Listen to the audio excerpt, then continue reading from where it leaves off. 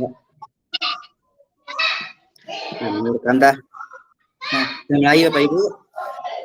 Bismillahirrahmanirrahim. Assalamualaikum warahmatullahi wabarakatuh. Mari, Thomas, ada buat. Bahagia Ibu dan Bapak. Ada buat Pak Ana, Thomas. Nah, pertama terima kasih karena sudah bergabung dalam kegiatan diseminasi budaya positif. Kegiatan ini adalah bentuk aksi nyata saya dalam mengikuti pendidikan guru penggerak Bapak Ibu. Nah, pada kegiatan ini nanti saya berharap kita berperan aktif, kita belajar bersama, kita berdiskusi mengenai budaya positif. Nah, baik Bapak Ibu guru, adapun agenda kita pada hari ini adalah yang pertama pembukaan, yang kedua pemahaman inti, dan yang ketiga refleksi, dan yang terakhir adalah penutup. Nah, untuk agenda pertama, marilah kita buka kegiatan diseminasi ini dengan sama-sama membaca basmalah. Bismillahirrahmanirrahim. Bismillahirrahmanirrahim. Mungkin agar lebih afdolnya kegiatan kita hari ini, saya harap mungkin kepada Pak Sulhaidir agar bisa memimpin doa. Silakan Pak Sulhaidir. Ya, baik, terima kasih. Assalamualaikum warahmatullahi wabarakatuh. Waalaikumsalam warahmatullahi wabarakatuh. Untuk lebih barokahnya pertemuan kita pada kesempatan ini, marilah kita awali dengan Yaumul Kitab Al-Fatihah. Bismillah.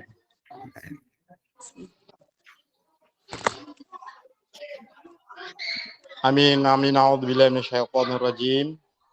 Bismillahirrahmanirrahim. Alhamdulillahil alamin, hamdan syakirin, hamdan na'imin. Hamdan yu'afi ni'ma yukafi mazida.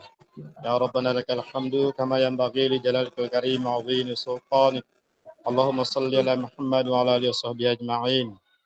Allahumma inna nas'aluka ridhaka wal jannah wa na'udzu bika min sakhatika wan nar. Allahumma innaka afuwwun karimun tuhibbul 'afwa fa'fu 'anna ya karim. Walidina wa an jami'al muslimina wal muslimat wal mu'minina wal mu'minat al ahyahi minhum wal amwat. Ya Allah ya Tuhan kami, pada momentum yang mulia ini marilah kita sejenak mengadakan tangan memohon perlindungan dan ampunan kepada Allah SWT. Ya Allah yang Maha Pemurah, lagi Maha Penyayang, tidak kata yang patut kami persembahkan, melainkan sanjungan yang setingginya, karena hanya atas kuasa dan izin-Mu lah pada kesempatan kali ini kita bisa berkumpul pada kegiatan diselenggarakan oleh Pak Ardiansyah. Ya Allah, ya Maha Pengampun, kami sadar begitu banyak dosa dan kesalahan. Dan kepada siapa kami harus memohon ampun. Oleh karena itu ya Allah, ampunilah dosa dan kesalahan kami, dosa Bapak dan Ibu guru kami, dosa pemimpin kami, dan dosa para pendahulu kami. Allahumma ya Allah ya Hadi, berilah kami petunjuk, tunjukilah kami yang benar bahwa itu benar, dan berilah kami kekuatan untuk melaksanakannya. Dan berilah tunjukkanlah kepada kami yang salah itu salah, dan berikanlah kepada kami untuk menjauhinya. Ya Allah yang Maha mendengar, kabulkanlah dan doa permohonan kami. Allahumma barik lana Allahumma barik lana fi pertemuan pada kesempatan kali ini. Rabbana atina fid dunya hasanah wa fil akhirati hasanah wa qina adzabannar. Walhamdulillahirabbil alamin. Assalamualaikum warahmatullahi wabarakatuh. Waalaikumsalam warahmatullahi wabarakatuh. Waalaikumsalam warahmatullahi wabarakatuh. Nah, ini mengganggu nih, Bla. Terima kasih Pak Sulhaidir. Nah, selanjutnya Bapak Ibu, sebelum kita masuk ke konsep ada buat, dari budaya positif, ada pertanyaan pemantik ini Bapak Ibu guru. Nah, setuju atau tidak setuju? Hukuman dapat mendisiplinkan anak. Mungkin bisa dijawab di chatbox masing-masing Bapak Ibu. Setuju atau tidak setuju? Yang pertama, hukuman dapat mendisiplinkan anak. Mungkin bisa diketik di chatbox-nya masing-masing.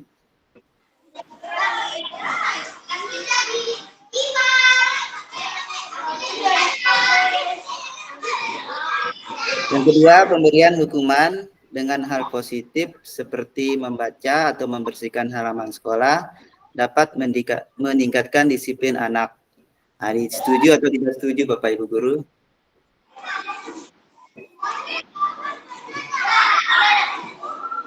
Mungkin bisa diketik di checkbox-nya masing-masing.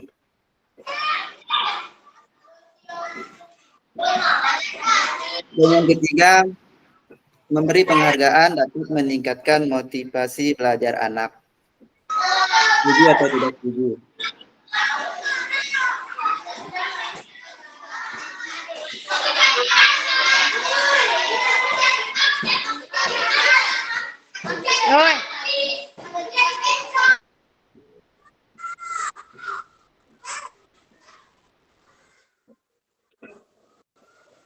Baik, kita simpan jawabannya Bapak dan Ibu Guru, nanti kita lihat sama-sama apakah hukuman dapat mendisiplinkan anak. Yang kedua, pemberian hukuman dengan hal positif seperti membaca atau membersihkan halaman sekolah dapat meningkatkan disiplin anak. Yang ketiga, memberi penghargaan apakah dapat meningkatkan motivasi belajar anak. Nah, selanjutnya, inilah konsep inti dari budaya positif Bapak Ibu Guru. Yang pertama adalah disiplin positif dan nilai-nilai kebajikan universal.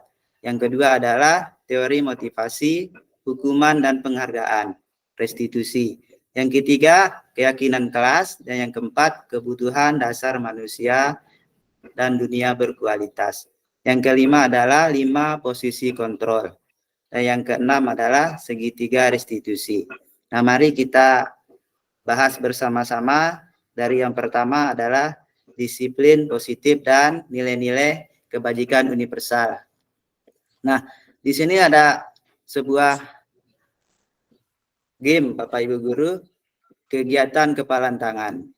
Nah, mungkin bisa dipraktekkan oleh 2 orang. Siapa yang menjadi relawan Bapak Ibu Guru? Yang satu menjadi A, yang satu menjadi B. Kira-kira siapa mau jadi relawan Bapak Ibu Guru?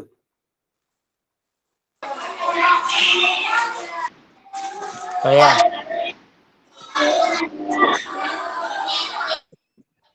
Angkat tangan Pak Idir nih. Ya, Ya. salam ke Pak Subhan. Halo Pak Subhan. Alumni Teacher Quiz. Yang Pak Idir nih. Oke, no. Ya baik, silakan Pak Sulhirdi dan Ibu Lisma. Ya, siap.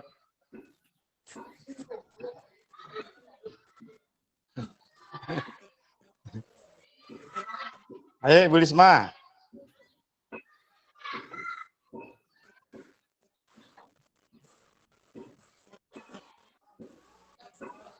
Ayo, Ibu. Unmute.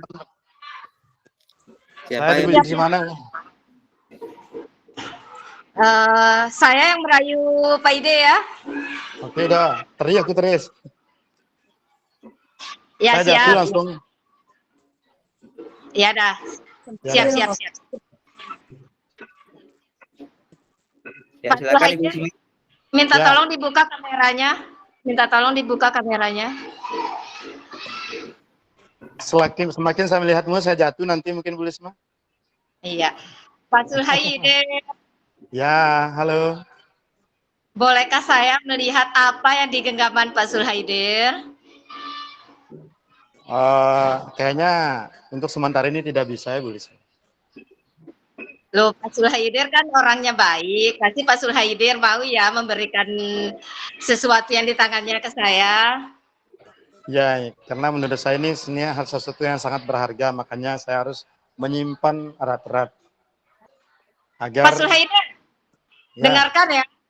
Saya orang yang berkuasa di sekolah ini. Pak Sulhaidir baik. harus buka kepala tangannya Pak Sulhaidir buat saya. Bagaimana? Untuk kali ini mungkin sangat sulit Ibu Lisma, karena ini sesuatu yang mungkin harus saya simpan dan saya pertahankan.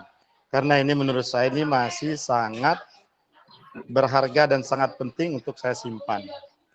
Pak Sulhaidir, tahu nggak jabatan saya di sekolah ini? Tahu Ibu, Ibu kan selaku kepala sekolah. Tapi menurut saya, ini masih harus saya siakan sebelum saya berikan ke orang lain.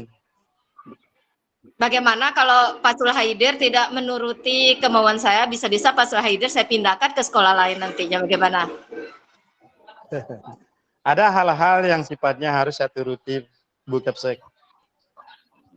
Pak Ini Sulhaidir, menyangkut, ya, Sulhaidir, mau Ya. enggak Pak Sulhaidir perlihatkan ke saya, nanti ada sesuatu yang saya kasih.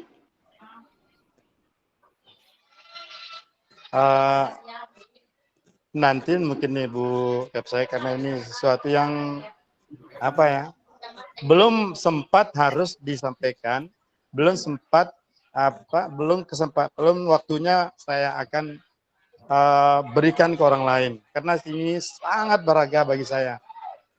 Mohon maaf Bu Kapsek. Yang Ya, lain-lain mungkin bisa, tetapi ini sangat sifatnya demi kebaikan saya dan demi kebaikan orang lain juga.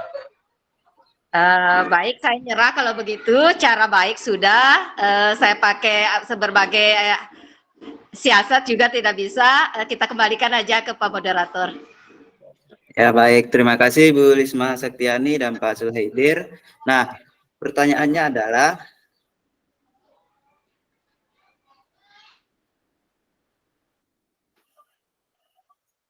pada Pak Sulhaidir, kenapa Pak Sulhaidir bersikuku untuk menutup tangan? Mungkin ada alasannya, mungkin Pak Sulhaidir. Dan siapa yang sesungguhnya yang memegang kendali atau kontrol untuk membuka atau menutup kepalan tangan kita? Ya, bagi saya nih Pak Ardiansa, karena ini hal sesuatu yang sifatnya menyangkut untuk kebaikan bersama, dan belum saatnya harus saya sampaikan ketika salah seorang akan memaksa saya untuk membuka genggaman saya. Kemudian Yang memegang kontrol. Yang memegang kontrol dari hal-hal yang ini kan saya sendiri. Karena bagi saya segala sesuatu yang saya lakukan, saya yang mengendalikannya. Sebelum segala sesuatu akan dikendalikan oleh orang lain, maka saya harus mengendalikannya dulu. Ya, baik, terima kasih Pak Hidir.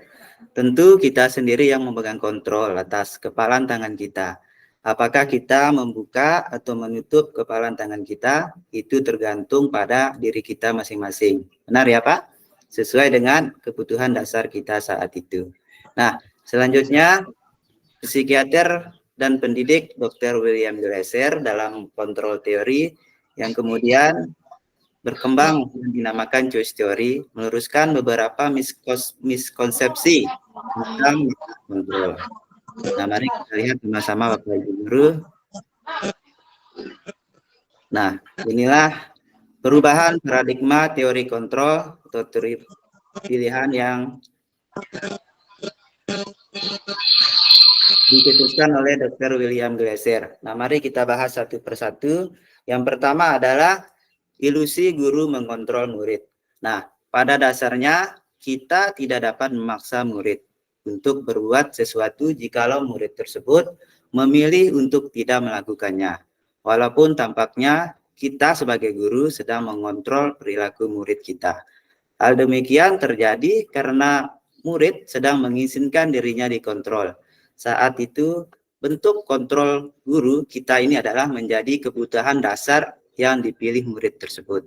Nah, teori kontrol menyatakan bahwa semua perilaku memiliki tujuan, bahkan terhadap perilaku yang tidak disukai. Nah, kemudian ilusi yang kedua adalah semua penguatan positif, efektif, dan bermanfaat. Nah, penguatan positif atau bujukan adalah bentuk-bentuk kontrol segala usaha untuk mempengaruhi murid agar mengulangi suatu perilaku tertentu adalah suatu usaha untuk mengontrol murid tersebut. Dalam jangka waktu tertentu, kemungkinan murid tersebut akan menyadarinya dan mencoba untuk menolak bujukan kita, atau bisa jadi murid tersebut menjadi tergantung pada pendapat sang guru untuk berusaha. Nah, kemudian ilusi yang ketiga adalah bahwa kritik dan membuat orang merasa bersalah dapat menguatkan karakter. Nah, menggunakan kritik dan rasa bersalah untuk mengontrol murid menuju pada identitas gagal, mereka belajar untuk merasa buruk tentang diri mereka, mereka mengembangkan dialog diri yang negatif, kadangkala sulit bagi guru untuk mengidentifikasi bahwa mereka sedang melakukan perilaku ini. Karena seringkali guru cukup menggunakan suara halus untuk menyampaikan pesan negatif. Nah, kemudian yang keempat, ilusi bahwa orang dewasa memiliki hak untuk memaksa. Banyak orang dewasa yang percaya bahwa mereka memiliki tanggung jawab untuk membuat murid-murid berbuat hal-hal tertentu. Apapun yang dilakukan dapat diterima selama ada sebuah kemajuan berdasarkan sebuah pengukuran kinerja. Nah, pada saat itu pula orang dewasa akan menyadari bahwa perilaku memaksa tidak akan efektif untuk jangka waktu panjang dan sebuah hubungan perusahaan akan terbentuk. Nah, lalu bagaimana seseorang bisa berubah dari paradigma stimulus respon kepada pendekatan teori kontrol?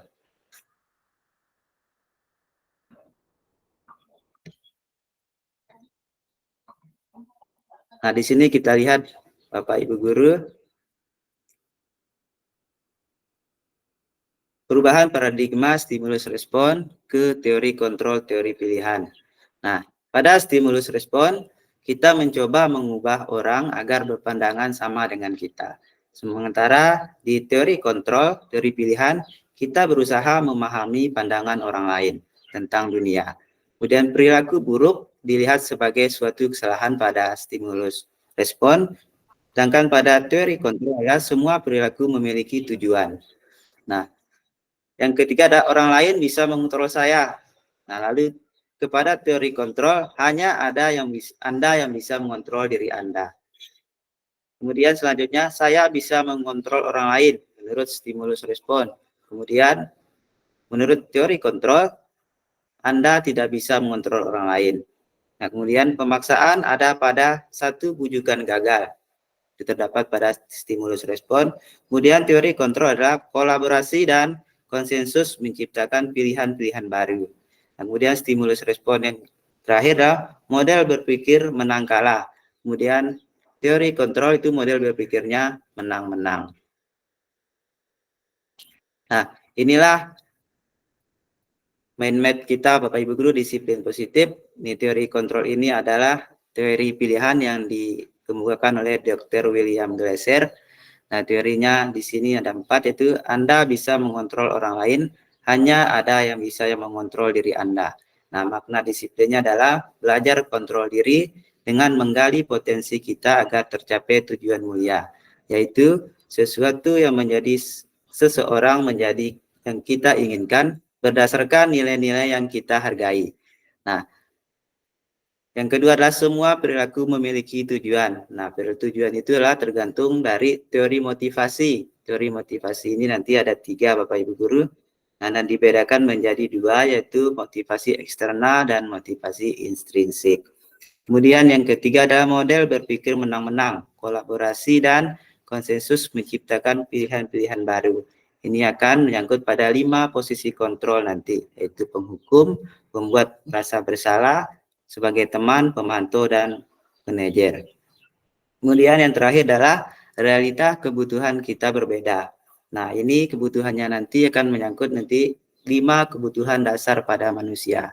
Dan ini akan saling berhubungan nanti dengan segitiga restitusi. Kemudian selanjutnya, nah, apa makna disiplin? Nah, di sini kita akan membahas tentang disiplin. Nah, dalam rangka menciptakan lingkungan positif, salah satu strategi yang perlu kita tinjau kembali adalah penerapan disiplin di sekolah kita. Apakah telah efektif? Apakah masih perlu ditinjau kembali? Apa sesungguhnya arti disiplin itu sendiri, Bapak Ibu Guru? Apa kaitannya dengan nilai-nilai kebajikan? Mari kita bahas makna disiplin dan nilai-nilai kebajikan universal dengan mengaitkan beberapa teori dari perubahan paradigma, teori stimulus respon, dan teori kontrol, serta teori 3 motivasi belajar manusia. Nah, baik Bapak Ibu Guru, tujuan dari disiplin positif adalah menanamkan motivasi yang ketiga ya, yaitu adalah menjadi orang yang mereka inginkan dan menghargai diri sendiri dengan nilai-nilai yang mereka percaya. Ketika murid-murid kita memiliki motivasi tersebut, mereka telah memiliki motivasi intrinsik yang berdampak jangka panjang, motivasi yang tidak akan terpengaruh pada adanya hukuman atau hadiah. Mereka akan tetap berperilaku baik dan berlandaskan nilai-nilai kebajikan karena mereka ingin menjadi orang yang menjunjung tinggi nilai-nilai yang mereka hargai atau mencapai suatu tujuan mulia. Sekarang mari kita membahas tentang konsep disiplin positif yang merupakan unsur utama dalam terwujudnya budaya positif yang kita cita-citakan di sekolah kita. Nah, kebanyakan guru sangat tertarik dengan topik pembahasan tentang disiplin. Nah, apa pendapat? Kalau saja anak-anak bisa disiplin, pasti mereka akan bisa belajar. Nah, para guru juga berpendapat bahwa mendisiplinkan anak-anak adalah bagian yang paling menantang dari pekerjaan mereka. Nah, lalu bagaimana dengan Bapak Ibu Guru? Apakah memiliki pendapat yang sama? Nah, baik Bapak Ibu Guru, makna disiplin. Ketika kita mendengar kata disiplin, apa yang terbayang di benak kita? Apa yang terlintas di pikiran kita? Kebanyakan orang akan menghubungkan kata disiplin dengan tata tertib, teratur, dan kepatuhan pada peraturan. Kata disiplin juga sering dihubungkan dengan hukuman, padahal itu sungguh berbeda. Karena belajar tentang disiplin positif tidak harus dengan memberi hukuman. Justru itu adalah salah satu alternatif terakhir dan bila perlu tidak digunakan sama sekali. Dalam budaya kita, makna kata disiplin dimaknai menjadi sesuatu yang dilakukan seseorang pada orang lain untuk mendapatkan kepatuhan. Kita cenderung menghubungkan kata disiplin dengan ketidaknyamanan. Nah, Bapak pendidikan kita, Ki Hajar Dewantara menyatakan bahwa di mana ada kemerdekaan, disitulah harus ada disiplin yang kuat. Sungguh pun disiplin itu bersifat self-disiplin, yaitu ketika sendiri yang mewajibkan kita dengan sekeras-kerasnya, tetapi itu sama saja. Sebab jikalau kita tidak cakap melakukan self-disiplin, wajiblah penguasa lain mendisiplinkan diri kita. Dan peraturan demikian itulah harus ada di dalam suasana yang merdeka. Nah, selanjutnya Bapak Ibu Guru, nilai-nilai kebajikan universal. Nilai-nilai kebajikan adalah sifat-sifat positif manusia yang merupakan tujuan mulia yang ingin dicapai setiap individu. Nilai-nilai tersebut bersifat universal dan lintas bahasa, suku, bangsa, agama, maupun latar belakang. Setiap perilaku atau perbuatan memiliki suatu tujuan. Itu menurut Dr. William Glasser pada teori kontrol. Kemudian, dengan mengaitkan nilai-nilai kebajikan yang diyakini seseorang, maka motivasi intrinsiknya akan terbangun, sehingga menggerakkan motivasi dari dalam untuk dapat mencapai tujuan mulia yang diinginkan. Ini menurut Diane Gassen. Nah, nilai-nilai kebajikan yang ingin dicapai oleh setiap anak Indonesia kita kenal dengan profil pelajar Pancasila, yaitu beriman, bertakwa kepada Tuhan Yang Maha Esa, dan berakhlak mulia. Kemudian mandiri, bernalar kritis, berkebinekaan global, bergotong royong, dan kreatif.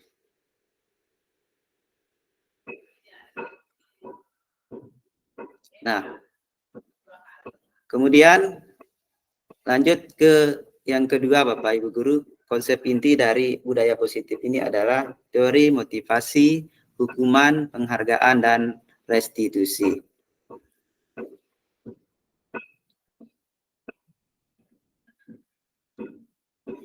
Nah, Bapak Ibu guru, mari kita tanyakan kepada diri kita masing-masing bagaimana kita berperilaku, mengapa kita melakukan segala sesuatu, apakah kita melakukan sesuatu karena adanya dorongan dari lingkungan atau ada dorongan yang lain.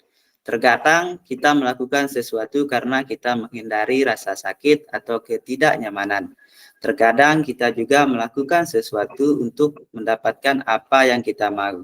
Nah, lalu bagaimana menurut Bapak Ibu? Pernahkah Bapak Ibu melakukan sesuatu untuk mendapat senyuman dari orang lain, untuk mendapatkan hadiah, atau untuk mendapatkan uang? Nah, Diane Gosen dalam bukunya Restriction School Discipline menyatakan ada 3 motivasi perilaku manusia. Nah, teori motivasi perilaku manusia yang dikemukakan oleh Diane Gosen, yang pertama adalah untuk menghindari ketidaknyamanan atau hukuman. Nah, yang pertama ini adalah tingkat terendah dari motivasi perilaku manusia. Biasanya orang yang motivasi perilakunya untuk menghindari hukuman atau ketidaknyamanan akan bertanya, apa yang akan terjadi apabila saya tidak melakukannya? Sebenarnya mereka sedang menghindari permasalahan yang mungkin muncul dan berpengaruh pada mereka secara fisik, psikologis, maupun tidak terpenuhinya kebutuhan mereka. Bila mereka tidak melakukan tindakan tersebut, motivasi ini bersifat eksternal. Nah, kemudian teori yang kedua adalah, perilaku yang kedua adalah untuk mendapatkan imbalan atau penghargaan dari orang lain. Nah, satu tingkat di atas motivasi yang pertama. Di sini orang berperilaku untuk mendapatkan imbalan atau penghargaan dari orang lain. Orang dengan motivasi ini akan bertanya, apa yang akan saya dapatkan apabila saya melakukannya? Nah, mereka melakukan sebuah tindakan untuk mendapatkan pujian dari orang lain yang menurut mereka penting dan mereka letakkan dalam dunia berkualitas mereka. Mereka juga melakukan sesuatu untuk mendapatkan hadiah, pengakuan, atau imbalan. Nah, motivasi ini juga bersifat eksternal, Bapak Ibu Guru. Nah, kemudian yang terakhir, yang ketiga, untuk menjadi orang yang mereka inginkan dan menghargai diri sendiri dengan nilai-nilai yang mereka percaya. Orang dengan motivasi ini akan bertanya, akan menjadi orang yang seperti apa apabila saya melakukannya? Mereka melakukan sesuatu karena nilai-nilai yang mereka yakini dan hargai, dan mereka melakukannya karena mereka ingin menjadi orang yang melakukan nilai-nilai yang mereka yakini tersebut. Ini adalah motivasi yang akan membuat seseorang memiliki disiplin positif karena motivasi berperilakunya bersifat internal, bukan eksternal.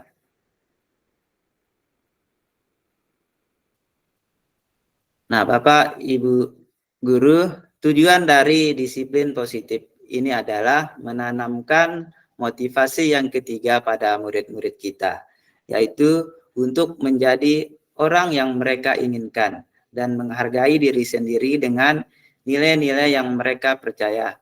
Ketika murid-murid kita ingin menghargai diri sendiri dengan nilai-nilai yang mereka percaya, ketika kita memiliki motivasi tersebut, mereka telah memiliki motivasi intrinsik yang berdampak jangka panjang, motivasi yang tidak akan terpengaruh pada adanya hukuman atau hadiah.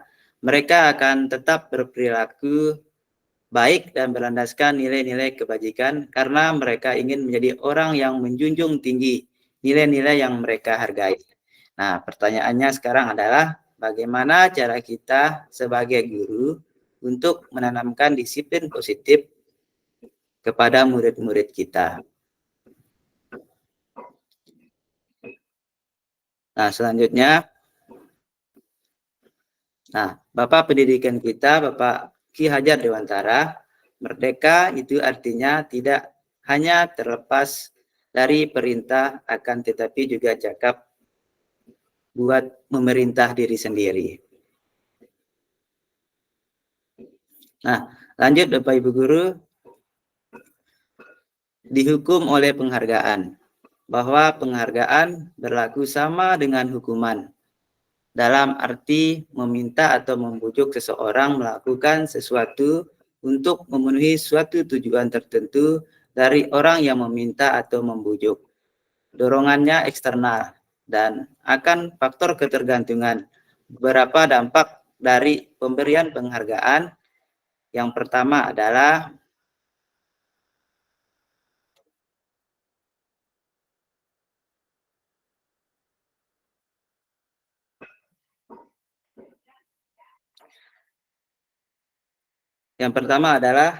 pengaruh jangka pendek dan jangka panjang.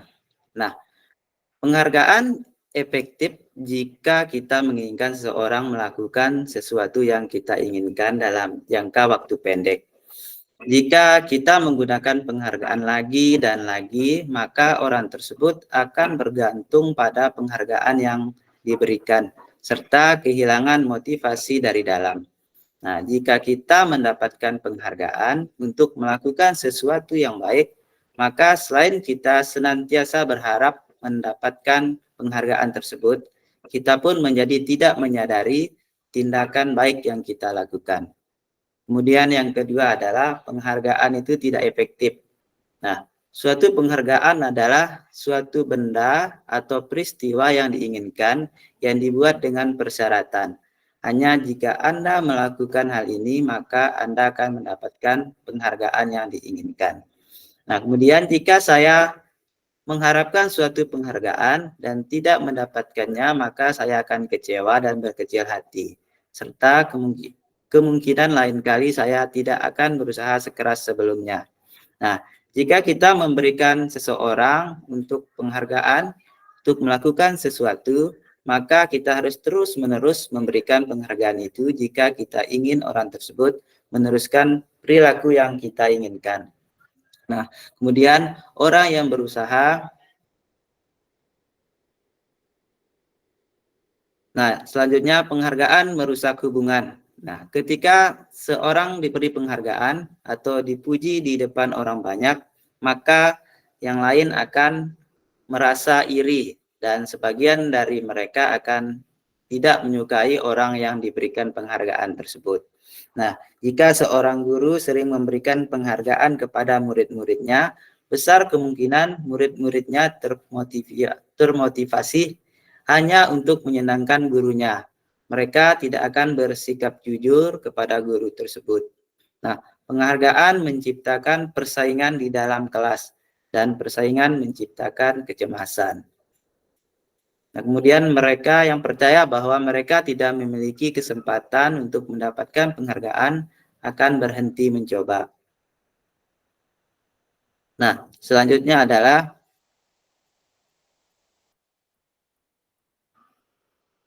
penghargaan mengurangi ketepatan. Nah, dalam sebuah percobaan, kelompok anak laki-laki berusia sekitar 9 tahun diminta untuk melihat gambar-gambar wajah yang ditampilkan di layar, dan mereka harus memberitahukan jika wajah-wajah tersebut sama atau berbeda. Gambar-gambar tersebut hampir sama. Beberapa dari mereka diberi penghargaan dalam bentuk uang. Nah, pada saat mereka memberikan jawaban benar, sementara sebagian yang lain tidak. Nah, hasilnya adalah anak laki-laki yang dibayar membuat lebih banyak kesalahan. Nah, karena penghargaan itu mengurangi ketepatan. Nah, selanjutnya adalah penghargaan mematikan kreativitas. Nah, murid-murid diminta berpikir untuk mengenai hadiah atau penghargaan yang bisa mereka dapatkan bila berhasil menulis sebuah puisi. Nah, kreativitas kelompok murid-murid ini menjadi berkurang dibandingkan dengan yang tidak diberitahukan tentang hadiah yang bisa mereka terima.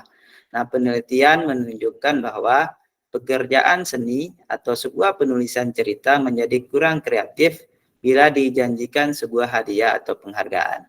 Nah, dalam tugas-tugas memecahkan masalah, para murid memakan waktu lebih lama dan memberikan jalan kurang kreatif saat mereka dijanjikan suatu penghargaan. Nah, selanjutnya adalah penghargaan menghukum.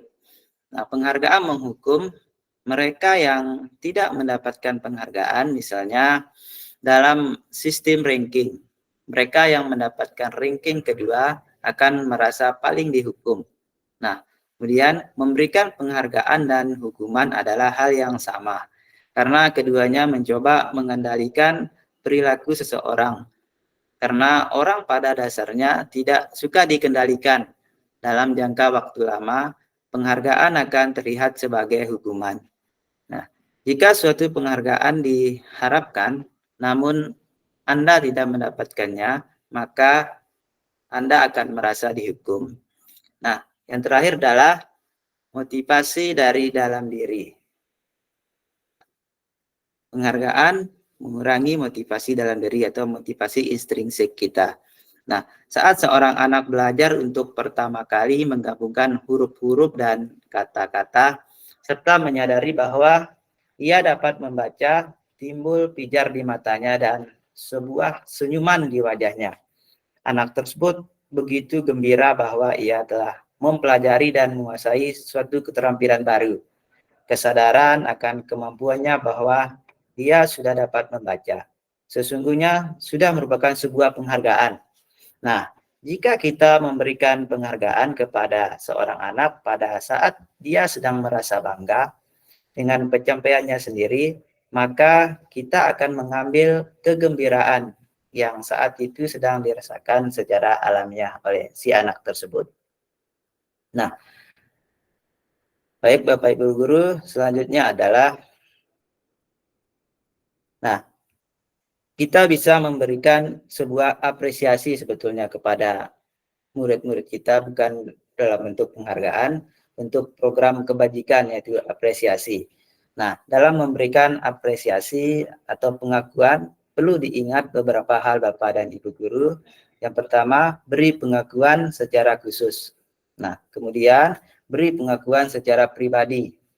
Kemudian yang ketiga, beri pengakuan secara kepada semua murid bergantian, tidak hanya pada murid-murid tertentu, tapi kepada semua murid secara bergantian. Yang keempat adalah beri pengakuan secara konsisten. Dan yang terakhir adalah fokusnya pada proses. Nah, di sini ada beberapa contoh pengakuan atau apresiasi dari kebajikan. Nah, di sini ada contoh.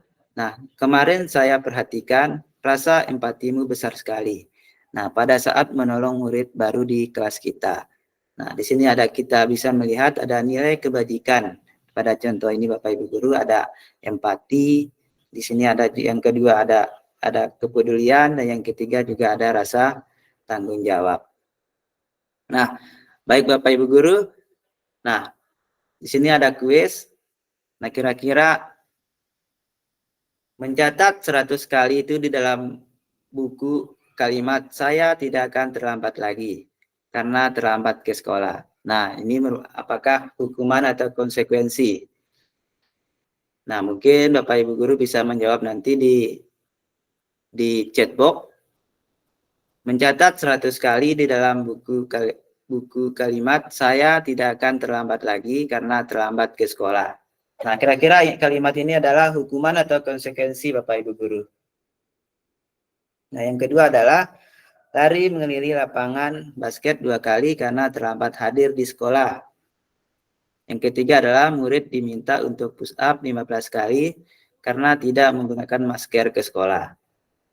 Yang keempat, menggantikan kertas tugas teman yang setelah dicoret-coret. Nah, yang kelima adalah membersihkan tumpahan air di meja tulis karena tersenggol pada saat belajar. Yang kelima adalah murid disuruh untuk tidak mengenakan sepatu seharian di sekolah karena tidak mengenakan sepatu hitam. Kemudian yang terakhir, lari mengelilingi lapangan basket 2 kali karena terlambat 10 menit untuk pelajaran PJOK. Nah, baik Bapak Ibu Guru, mungkin ada yang bisa membedakan ini hukuman atau konsekuensi. Yang untuk yang pertama, mencatat 100 kali di dalam buku kalimat saya tidak akan terlambat lagi karena terlambat ke sekolah. Ini adalah hukuman atau konsekuensi. Ibu semua mengangkat tangan. Konsekuensi. Yang pertama konsekuensi. Ya, Kemudian konsekuensi. yang kedua, lari mengelilingi lapangan basket 2 kali karena terlambat hadir di sekolah. Hukuman atau konsekuensi, Pak Ibu? Hukuman. Konsekuensi. Adik olahraga yang konsekuensi. Ada yang hukuman, ada yang konsekuensi. Ya, kemudian yang ketiga, murid diminta untuk push up 15 kali karena tidak menggunakan masker ke sekolah. Ini hukuman atau konsekuensi? Hukuman. Hukuman, ya, baik. Menggantikan kertas tugas teman mahasiswa dicoret-coret. Ini hukuman atau konsekuensi?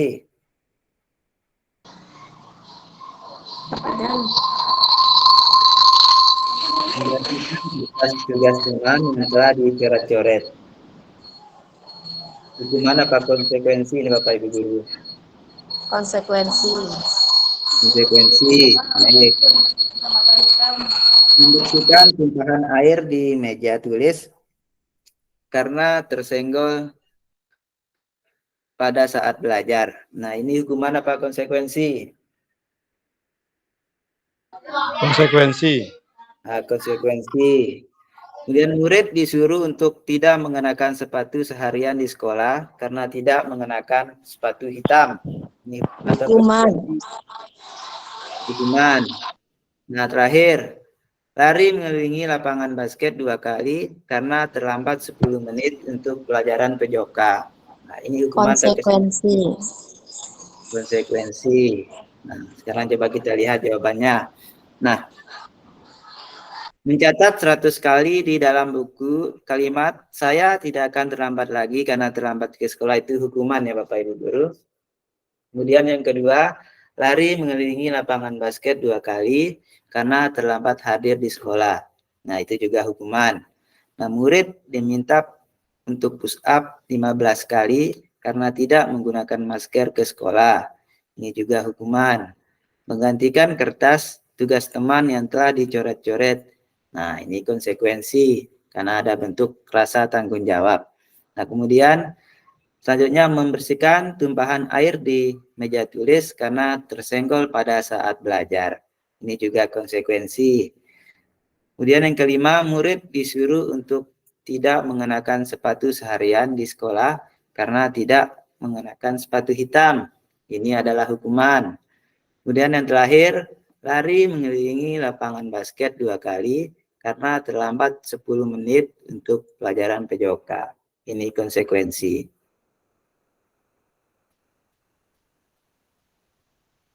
Nah, sekarang mari kita lihat perbedaan hukuman dan konsekuensi Bapak Ibu. Nah, hukuman itu adalah sesuatu yang menyakitkan harus terjadi. Sementara konsekuensi itu sesuatu harus terjadi. Nah, yang kedua adalah membuat anak sakit fisik maupun hati untuk jangka waktu yang lama. Kemudian konsekuensi itu membuat anak merasa tidak nyaman dalam jangka waktu pendek. Kemudian hukuman itu anak membenci kedisiplinan, sementara konsekuensi itu anak menghargai disiplin. Nah, pada hukuman itu bersifat paksaan, sementara konsekuensi itu adalah stimulus tanggapan. Nah, hukuman itu juga mendorong anak menyakiti dirinya sendiri, sementara konsekuensi mendorong anak agar mudah menyesuaikan diri. Nah, hukuman itu juga konsep diri yang buruk, sementara konsekuensi adalah konsep diri yang baik. Nah, pada hukuman anak belajar untuk menyembunyikan kesalahan. Konsekuensi anak belajar untuk mematuhi peraturan. Nah, yang terakhir adalah hukuman marah, rasa bersalah, dipermalukan, merasa tak dihargai. Itu akibatnya jika hukuman hasilnya. Kemudian pada konsekuensi akibatnya nanti adalah kehilangan hak, dibuat tidak nyaman, diasingkan untuk sementara. Nah, inilah perbedaan antara hukuman dan konsekuensi. Nah, mari kita lanjut Bapak Ibu Guru ke restitusi. Bapak Ibu Guru,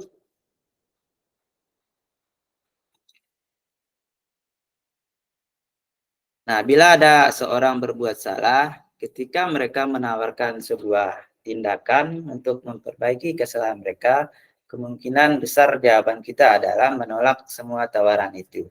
Dan akan bilang tidak usah, tidak apa-apa, lupakan saja. Nah, kebiasaan kita selama ini bila ada orang yang berlaku salah pada kita adalah langsung memaafkan. Atau bahkan kita melakukan sesuatu yang membuat mereka tidak nyaman atau merasa bersalah. Kita cenderung untuk berfokus pada kesalahan daripada mencari cara bagi orang yang berbuat kesalahan untuk memperbaiki diri. Kita lebih fokus pada cara mereka membayar akibat dari kesalahan mereka daripada mengembalikan harga diri mereka. Membuat kondisi menjadi impas menjadi lebih penting daripada membuat situasi menjadi benar. Nah, Bapak Ibu Guru, nah sebagai seorang guru, ketika murid kita melakukan kesalahan, tindakan mana yang akan kita lakukan? Pertama adalah menunjuk kesalahannya dan memintanya melihat kesalahannya baik-baik. Yang kedua mengatakan kamu seharusnya tahu bagaimana kamu seharusnya bertindak. Yang ketiga mengingatkan murid kita akan kesalahannya yang sama di waktu sebelumnya. Nah, dan bertanya padanya, kenapa kamu melakukan sesuatu yang seharusnya tidak kamu lakukan? Nah, yang terakhir adalah mengkritik dan mendiamkannya. Nah, kalau kita melakukan tindakan-tindakan di atas, mungkin kita akan membuat murid kita merasa menjadi anak yang gagal. Nah, pertanyaannya sekarang, bagaimana sebaiknya respon kita bila ada murid kita melakukan kesalahan? Nah, itu bisa kita jawab dengan restitusi, Bapak Ibu. Nah, lalu apa itu restitusi? Restitusi adalah proses menciptakan kondisi bagi murid untuk memperbaiki kesalahan mereka, sehingga mereka bisa kembali pada kelompok mereka dengan karakter yang lebih kuat. Ini adalah pendapat dari Diane Gosen. Nah, kemudian restitusi juga adalah proses kolaboratif yang mengajarkan murid untuk mencari solusi untuk masalah dan membantu murid berpikir tentang orang seperti apa yang mereka inginkan dan bagaimana mereka harus memperlakukan orang lain. Nah, restitusi membantu murid menjadi lebih baik, memiliki tujuan, memiliki disiplin positif, dan memulihkan dirinya setelah berbuat salah. Penekanannya bukan pada bagaimana berperilaku untuk menyenangkan orang lain atau menghindari ketidaknyamanan, namun tujuannya adalah menjadi orang yang menghargai nilai-nilai kebajikan yang mereka percayai. Nah, melalui pendekatan restitusi, ketika murid berbuat salah, guru akan menanggapi dengan mengajak murid merefleksi tentang apa yang dapat mereka lakukan untuk memperbaiki kesalahan mereka, sehingga mereka menjadi pribadi yang lebih baik dan menghargai dirinya. Nah, pendekatan restitusi tidak hanya menguntungkan korban, tetapi juga menguntungkan orang yang berbuat salah. Nah, restitusi juga sesuai dengan prinsip dari teori kontrol William Glasser tentang solusi menang-menang.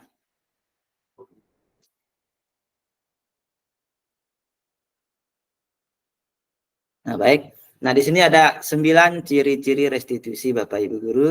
Yang pertama adalah restitusi bukan untuk menebus kesalahan, namun untuk belajar dari kesalahan. Dalam pendekatan restitusi, ketika murid berbuat salah, guru tidak mengarahkan dan menebus kesalahan dengan membayar sejumlah uang, memperbaiki kerugian yang timbul, atau sekedar meminta maaf. Karena kalau fokusnya ke sana, maka murid yang berbuat salah akan fokus pada tindakan yang bersifat eksternal, yaitu untuk menebus kesalahan dan menghindari ketidaknyamanan. Bukannya yang lebih bersifat internal, yaitu pada perbaikan diri. Biasanya setelah menebus kesalahan, orang yang berbuat salah akan merasa sudah selesai dengan situasi itu, sehingga merasa lega karena seolah-olah kesalahan tidak pernah terjadi. Nah, kemudian ciri yang kedua adalah restitusi memperbaiki hubungan.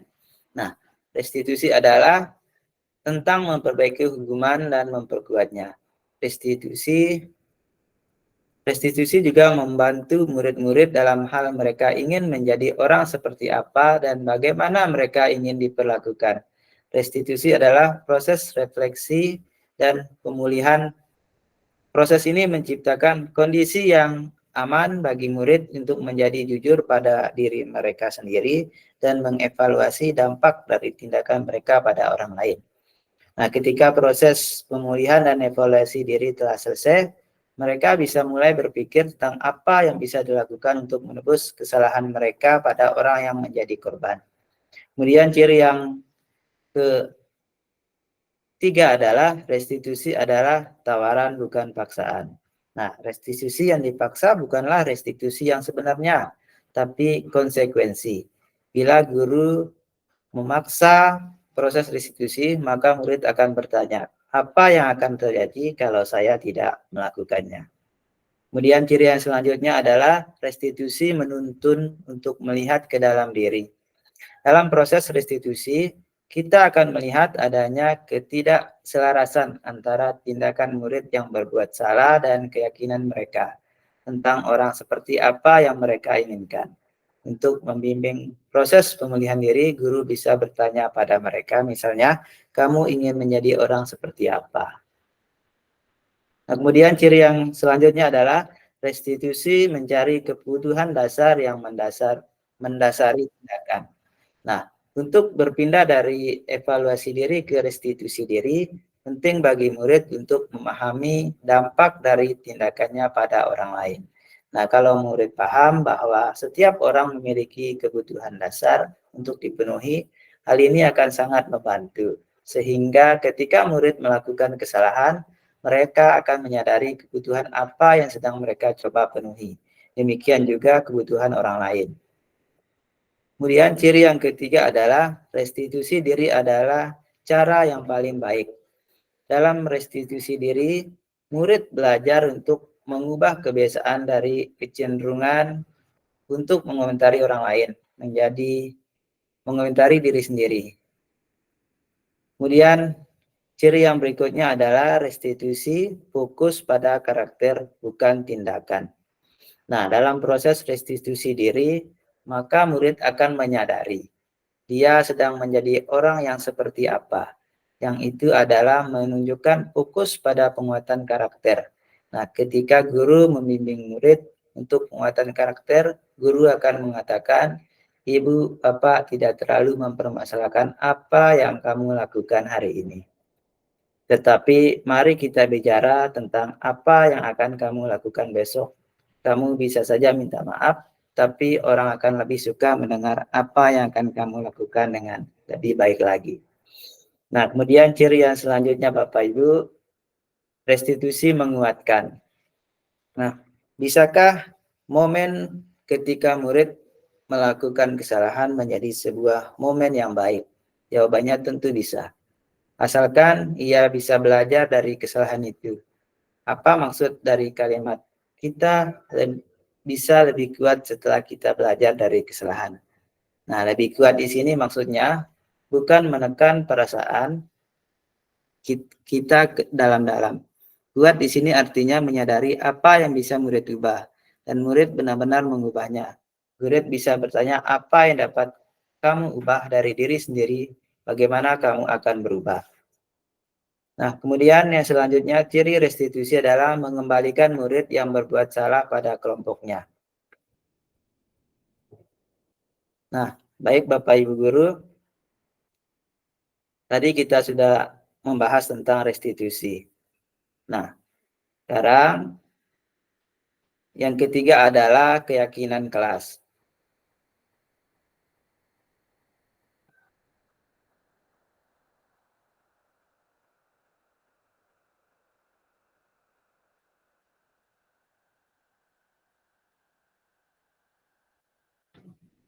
Nah, mengapa tidak peraturan saja?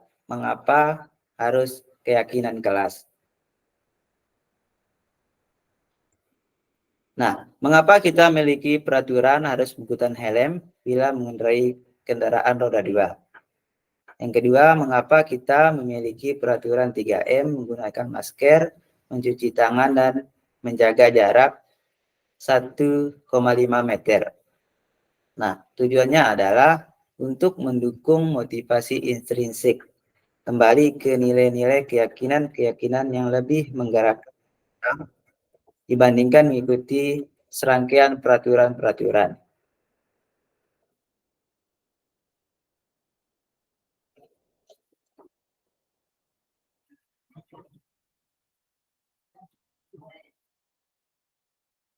Nah, sekarang coba kita perhatikan Bapak Ibu Guru, yang mana yang merupakan keyakinan kelas. Nah, yang sebelah kiri atau yang sebelah kanan. Di sini ada sebuah kesepakatan kelas, ada yang berwarna hijau dan ada yang berwarna putih. Kira-kira yang mana yang merupakan keyakinan kelas?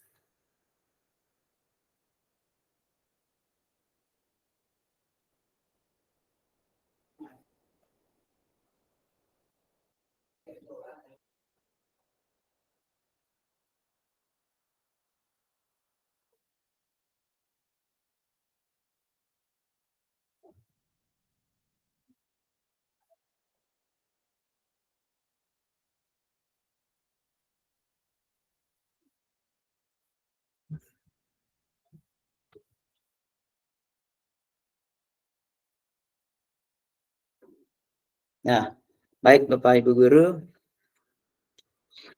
keyakinan yaitu nilai kebajikan universal yang disepakati secara tersirat dan tersurat, lepas dari latar belakang suku, negara, bahasa, maupun agama. Ya, seperti yang sudah disampaikan sebelumnya tentang nilai kebajikan, bahwa menekankan pada keyakinan seseorang akan lebih memotivasi seseorang dari dalam. Seseorang akan lebih tergerak dan bersemangat untuk menjalankan keyakinannya daripada hanya sekedar mengikuti serangkaian peraturan tertulis tanpa makna. Murid-murid pun demikian Bapak Ibu. Mereka perlu mendengarkan dan memahami arti sesungguhnya tentang peraturan-peraturan yang diberikan. Apa nilai-nilai kebajikan di balik peraturan tersebut, apa tujuan utamanya, dan menjadi tidak tertarik atau takut sehingga hanya sekedar mengikuti serangkaian peraturan-peraturan yang mengatur mereka tanpa memahami tujuan mulianya. Nah, ada beberapa tahapan dalam menciptakan keyakinan kelas, pembentukan keyakinan kelas Bapak Ibu Guru. Nah, yang pertama adalah keyakinan kelas itu bersifat lebih abstrak daripada peraturan yang lebih rinci dan konkret. Nah, di sini bisa kita lihat pada dua kesepakatan kelas yang ada di layar kita masing-masing. Nah, keyakinan kelas itu bersifat lebih abstrak daripada peraturan yang lebih rinci dan konkret. Yang kedua adalah keyakinan kelas berupa pernyataan-pernyataan universal. Nah, di sini bisa kita lihat yang mempunyai pernyataan universal itu adalah yang sebelah kanan. Nah, pernyataan keyakinan kelas senantiasa dibuat dalam bentuk positif, dalam bentuk kalimat positif. Dan yang keempat adalah keyakinan kelas hendaknya tidak terlalu banyak, sehingga mudah diingat dan dipahami oleh semua warga kelas. Keyakinan kelas sebaiknya sesuatu yang dapat diterapkan di lingkungan tersebut. Nah, semua warga kelas hendaknya ikut berkontribusi dalam pembuatan keyakinan kelas lewat kegiatan curah pendapat. Nah, kemudian setelah dibuatkan keyakinan kelas, kemudian bersedia meninjau kembali keyakinan kelas dari waktu ke waktu. Nah, selanjutnya, di sini ada peraturan, selalu kembalikan buku ke tempatnya. Kira-kira nilai universal apa yang ada di kalimat selalu kembalikan buku ke tempatnya? Keyakinan kelas. Kemudian dilarang mengganggu orang lain. Hadir di sekolah 15 menit sebelum pembelajaran dimulai. Kemudian dilarang melakukan kekerasan, dilarang menggunakan narkoba, pergantian atau menunggu giliran. Gunakan masker, jangan berlari di kelas atau koridor. Nah, baik, di sini bisa kita lihat Bapak Ibu Guru. Nah, selalu kembalikan buku ke tempatnya. Nah, nilai universal yang terdapat pada peraturan selalu kembalikan buku ke tempatnya adalah tanggung jawab. Nah, ada nilai kebajikan yang terdapat di peraturan tersebut adalah nilai tanggung jawab. Kemudian yang kedua adalah dilarang mengganggu orang lain, atau nilai kebajikannya adalah menghormati orang lain. Kemudian peraturan yang ketiga, hadir di sekolah 15 menit sebelum pembelajaran dimulai. Yaitu keyakinan kelasnya adalah menghormati orang lain dan juga ada berkomitmen. Kemudian yang keempat adalah dilarang melakukan kekerasan. Nah, keyakinan kelasnya adalah keselamatan, menghormati orang lain. Kemudian yang kelima, peraturan dilarang menggunakan narkoba. Nah, keyakinan kelasnya ada nilai kebajikannya adalah kesehatan. Nah, peraturan yang keenam, bergantian atau menunggu giliran. Nah, keyakinannya kelasnya adalah menghormati orang lain dan bersabar. Kemudian yang ketujuh adalah gunakan masker. Nah, keyakinan kelasnya atau nilai-nilai kebajikan yang terdapat di dalamnya adalah kesehatan dan keselamatan. Nah, kemudian yang terakhir, peraturan jangan berlari di kelas atau koridor. Nah, keselamatan atau keamanan yang terdapat dalam keyakinan kelas. Nah, baik Bapak dan Ibu Guru, nah kita sudah selesai membahas tentang konsep inti tentang keyakinan kelas dalam budaya positif. Nah, kemudian selanjutnya adalah kebutuhan dasar manusia dan dunia berkualitas. Nah, di sini ada sebuah video 5 kebutuhan dasar manusia menurut Dr. William Glasser. Mari kita lihat bersama-sama.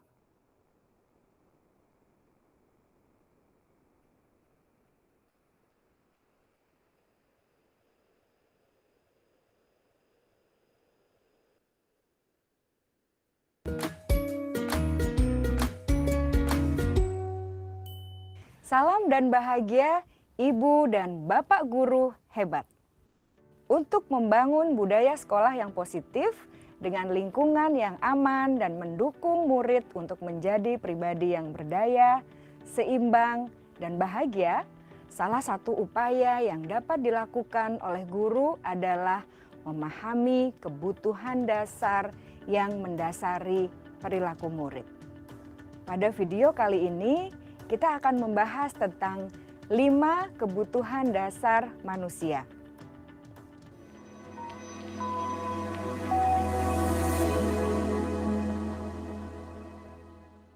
Ki Hajar Dewantara dalam salah satu kutipannya menyatakan, kita ambil contoh perbandingannya hidup tumbuh-tumbuhan seorang petani dalam hakikatnya sama kewajibannya dengan seorang pendidik yang menanam padi misalnya.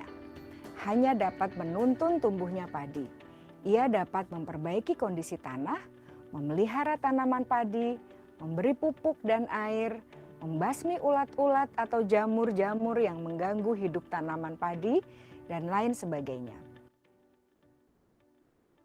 Ketika guru memahami kebutuhan apa yang mendasari perilaku murid, dan guru berusaha menuntun dan mendukung murid dalam memenuhi kebutuhannya secara positif, pada hakikatnya guru tersebut ibarat seorang petani yang sedang berusaha memahami kebutuhan masing-masing tanaman. Dan ia berusaha memenuhi kebutuhan tanaman tersebut agar dapat tumbuh dengan subur dan maksimal. Dr. William Glasser, seorang psikiater dari Amerika Serikat, menyatakan bahwa seluruh tindakan manusia memiliki tujuan tertentu, yaitu memenuhi kebutuhan dasarnya. Ketika kelima kebutuhan dasar telah terpenuhi secara memadai, maka murid akan tumbuh dengan seimbang dan bahagia. Sebaliknya, ketika kebutuhan dasar tidak terpenuhi dengan baik, maka seseorang akan mengalami emosi negatif seperti bosan, sedih, dan kecewa. Bahkan mereka dapat melakukan perbuatan yang bertentangan dengan nilai-nilai kebajikan atau melanggar peraturan. Dengan kata lain, Perilaku buruk seseorang biasanya adalah respons dari kebutuhan yang tidak terpenuhi. Namun, mereka tidak tahu cara untuk menyampaikannya. Ada 5 kebutuhan dasar manusia menurut Dr. William Glasser, yaitu yang pertama, kebutuhan untuk bertahan hidup atau survival. Yang kedua, kebutuhan untuk merasa diterima atau love and belonging. Yang ketiga, kebutuhan akan kebebasan atau freedom. Yang keempat, kebutuhan akan kesenangan atau fun. Dan yang kelima, kebutuhan akan penguasaan atau power.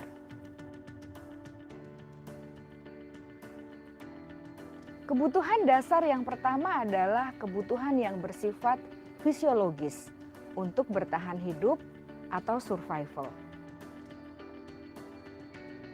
Misalnya, kesehatan, rumah, dan makanan.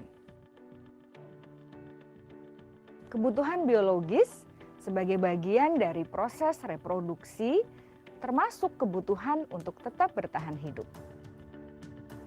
Kebutuhan untuk merasa aman juga termasuk dalam kebutuhan ini.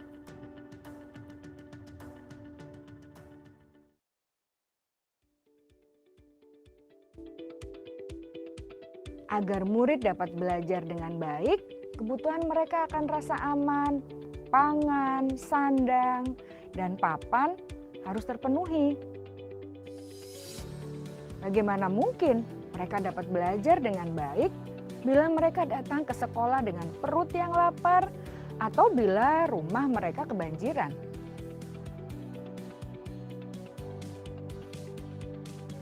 Setelah kita mengetahui kebutuhan pertama yang sebagian besar bersifat fisiologis, mari kita lihat kebutuhan kedua sampai kelima yang semuanya berhubungan dengan psikologis. Mari kita lihat kebutuhan yang kedua, yaitu kebutuhan akan perasaan diterima oleh kelompok atau komunitasnya, atau kebutuhan love and belonging. Kebutuhan ini meliputi keinginan untuk tetap terhubung dengan orang lain seperti teman, keluarga, teman kerja, dan kelompok di mana kita tergabung. Setiap murid ingin menjadi bagian yang berharga dari kelas dan juga sekolah.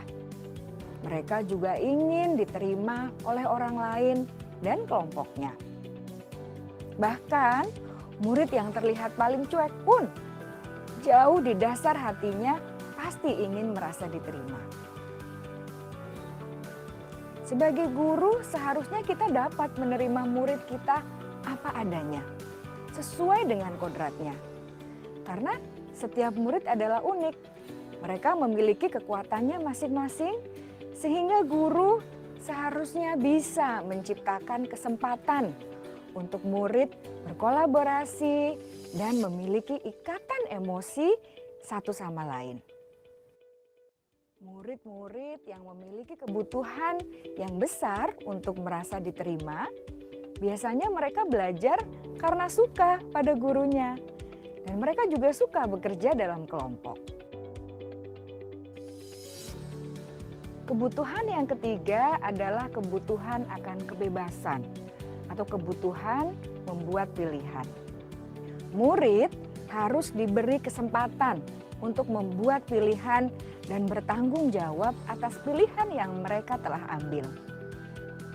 Memberi mereka kebebasan bukan berarti membiarkan mereka melakukan apa saja yang mereka mau, melainkan lebih memberi mereka kesempatan untuk membuat pilihan, menyuarakan pendapat mereka dengan percaya diri, dan memberi mereka kesempatan untuk mencoba hal-hal yang baru.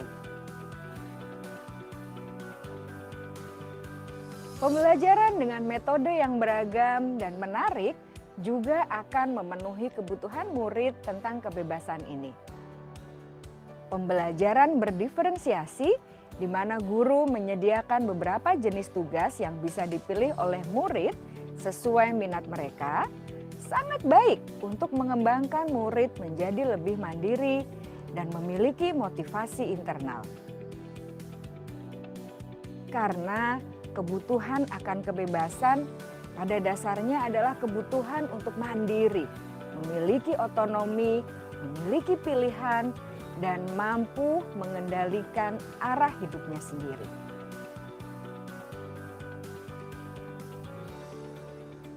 Kebutuhan yang keempat adalah kebutuhan akan kesenangan.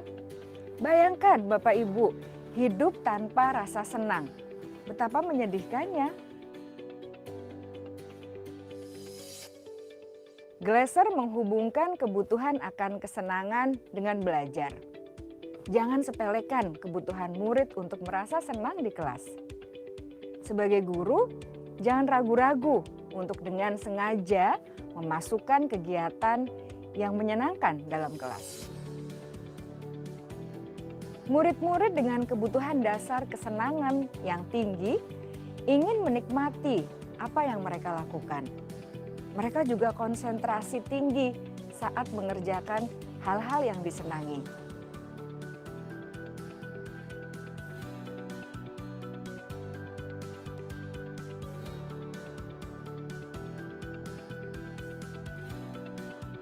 Kebutuhan yang kelima adalah kebutuhan akan penguasaan. Setiap murid memiliki kebutuhan untuk merasa kompeten, menjadi terampil, diakui pencapaian dan keterampilannya, didengarkan, bisa membuat dampak dan pengaruh, dan memiliki rasa harga diri. Mereka sebaiknya diberi kesempatan untuk membuat keputusan tentang hal-hal yang penting dalam hidupnya dan tidak merasa dikontrol oleh sistem sekolah. Pada murid yang telah menginjak usia remaja, seringkali mereka merasa tidak memegang kendali atas kehidupannya sendiri, karena guru kerap kali berpengaruh dalam mengambil keputusan. Murid-murid yang memiliki kebutuhan dasar akan penguasaan yang tinggi biasanya selalu ingin menjadi pemimpin. Mereka juga suka mengamati sebelum mencoba hal-hal yang baru. Mereka juga perfeksionis dan merasa kecewa bila melakukan kesalahan.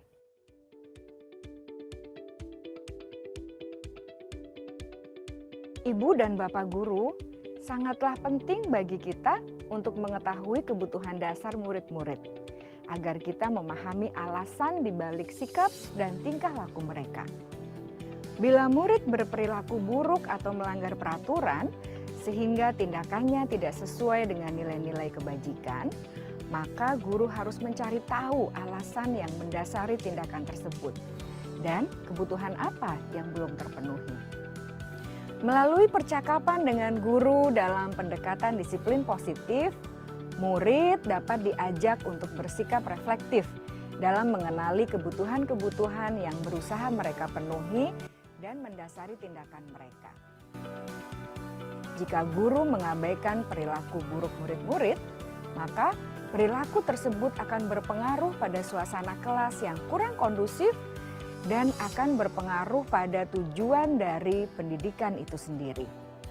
Ibu, Bapak guru hebat, mari kita menjadi guru yang lebih baik dengan memahami kebutuhan dasar murid-murid kita dan senantiasa membimbing mereka untuk menjadi pribadi yang berdaya, seimbang, dan bahagia.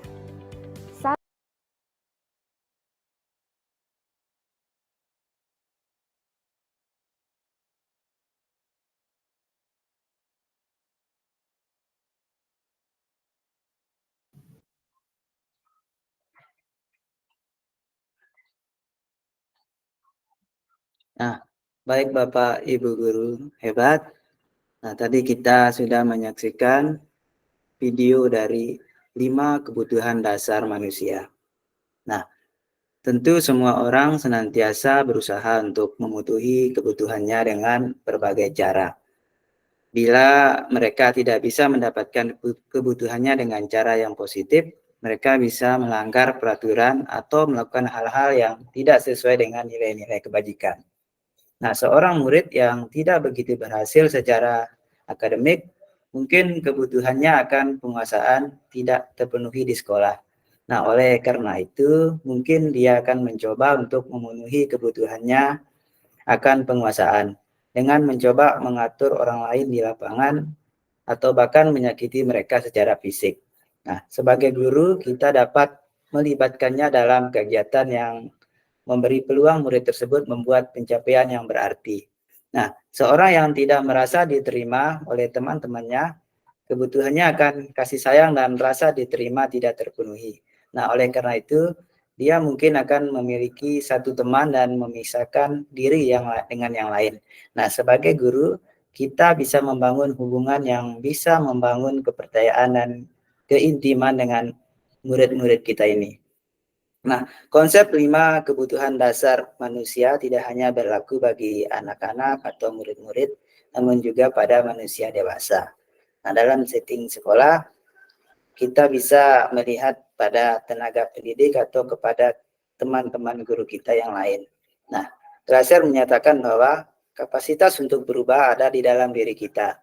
Jika kita dapat mengidentifikasi kebutuhan apa yang mendorong perilaku kita, maka perubahan perilaku positif dapat dimulai dengan mencari solusi atau memenuhi kebutuhan tertentu dengan cara yang positif. Nah, baik Bapak Ibu Guru, nah kita tadi sudah membahas tentang 5 kebutuhan dasar pada manusia. Nah, selanjutnya mari kita lihat 5 posisi kontrol.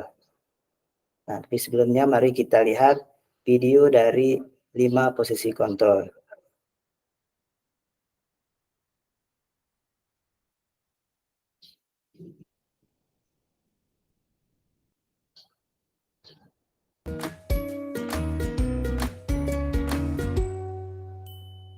Salam bahagia Ibu dan Bapak guru hebat. Dalam penerapan disiplin positif restitusi, salah satu program yang dikembangkan adalah 5 posisi kontrol. 5 posisi kontrol dalam restitusi adalah proses perjalanan seorang pendidik agar dapat mengenali dirinya. Pada video kali ini, kita akan membahas tentang 5 posisi kontrol yang dikembangkan oleh Diane Gossen dan contoh penerapannya.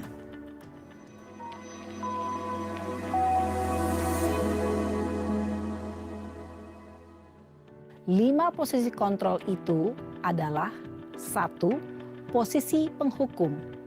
2. Posisi pembuat merasa bersalah. 3. Posisi teman. 4. Posisi pemantau atau monitor. Dan 5. Posisi manajer.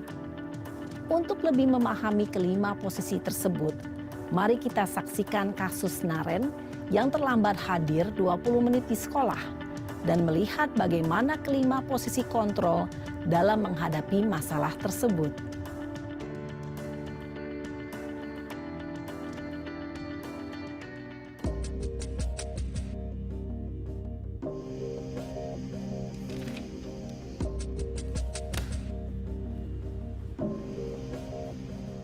Naren! Sini kamu! Selamat pagi, Bu. Selalu terlambat. Kamu deh, pasti terlambat. Maaf, Bu. Saya... Apa? Apa coba? Alasan kamu apa lagi? Kapan sih kamu tidak terlambat? Malas sekali ya kamu jadi anak. Saya... Dasar pemalas. Gak kapok-kapok sih kamu. Sudah berapa kali terlambat? Sana. Kamu keliling lapangan basket 2 kali. Kenapa saya harus keliling lapangan basket, Bu? Kenapa? Kamu mau lawan ibu? Berani-beraninya jawab. Sudah terlambat, masih berani jawab pula. Sekarang, keliling lapangan basket 5 kali sekalian. Biar kapok. Cepat. Pergi sana ke lapangan basket. Posisi penghukum biasanya berbicara dengan nada tinggi, menghardik, menunjuk-nunjuk, menyakiti, dan menyindir. Hukuman bisa berupa fisik maupun psikis. Ibu dan bapak guru hebat. Dampak yang terjadi pada murid ketika guru berada pada posisi penghukum adalah murid cenderung akan memberontak, bahkan menyimpan dendam.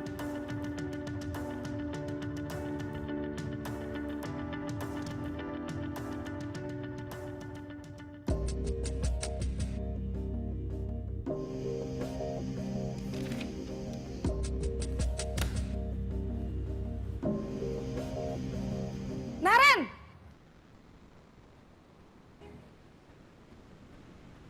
Selamat pagi, Bu. Naren. Kamu kenapa terlambat lagi, Nak? Ya Tuhan, Naren. Kamu senang ya bikin ibu susah ya? Kalau kamu terlambat lagi, nanti ibu yang ditegur bapak kepala sekolah, Nak. Disangka ibu tidak bisa membina kamu. Duh, gimana ini? Maaf, Bu. Duh, Gusti Naren. Kamu suka ya kalau ibu ditegur bapak kepala sekolah?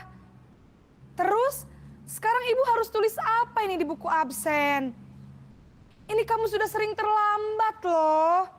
Ibu harus apa coba? Maaf, Bu. Maaf sekali. Ya sudah, lain kali jangan bikin ibu susah lagi ya, Nak ya. Ibu tidak akan kuat lagi kalau kamu begini terus. Bisa jantungan kalau ibu ditegur bapak kepala sekolah. Sana cepat ke kelas. Maaf ya, Bu. Maaf sekali. Posisi pembuat rasa bersalah berbicara dengan nada tenang, cenderung lembut. Namun kata-kata yang diutarakan membuat murid merasa menjadi orang yang gagal. Memandang buruk dirinya sendiri, merasa tidak berharga, dan tidak sanggup membahagiakan orang lain.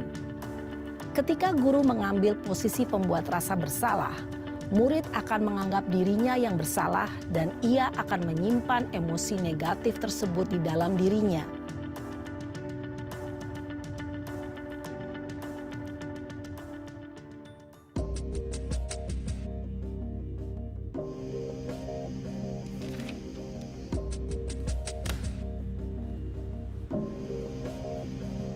Naren!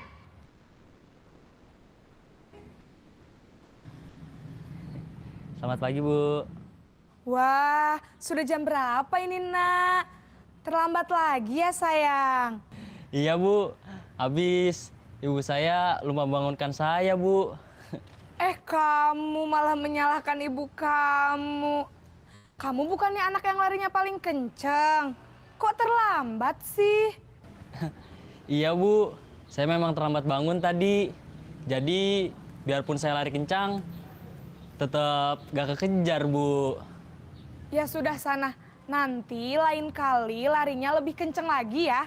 Biar gak terlambat lagi. Bikin seneng ibu, demi ibu. Bisa kan? Bisa lah, Bu. Ya sudah sana masuk kelas. Ibu beresin urusan absen kamu. Kamu ini ada-ada saja. Dalam posisi teman, guru berbicara dengan nada suara ramah, akrab, cenderung bersenda gurau untuk menjaga suasana tetap santai.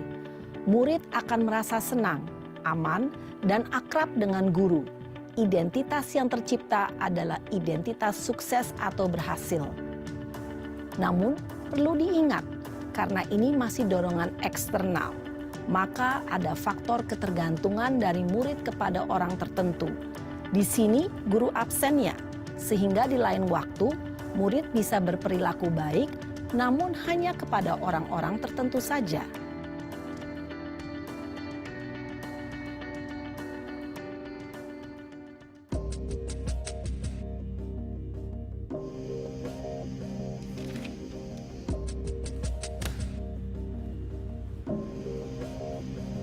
Naren!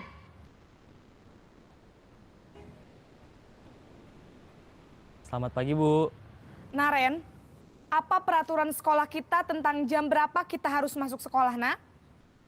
Kita harus di sekolah jam 7, Bu. Iya, betul. Sekarang sudah jam 7.20. Naren sudah tahu konsekuensinya jika terlambat hadir. Paham, Bu. Saya harus tinggal kelas pas jam istirahat selama 20 menit. Iya, benar. Konsekuensinya demikian. Jadi nanti jam 9.30 pas istirahat, kamu harus tinggal di kelas, kerjakan tugas tambahan untuk ketertinggalan kamu, ya? Baik, Bu. Posisi pemantau mengandalkan penghitungan atau data untuk mengontrol murid. Guru mengarahkan murid berdasarkan peraturan dan konsekuensi. Seorang pemantau menunjukkan bahasa tubuh dan ekspresi wajah yang datar dan cenderung formal.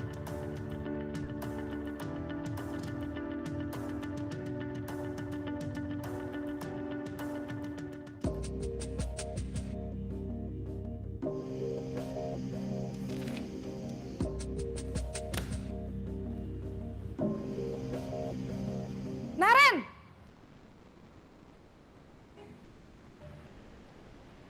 Selamat pagi, Bu. Selamat pagi, Naren. Maaf, Bu. Saya terlambat. Iya, sekolah masuknya jam 7, sekarang sudah jam 7.20. Jadi sekarang bagaimana ini, Naren? Maaf, Bu. Saya lupa setel alarm saya semalam.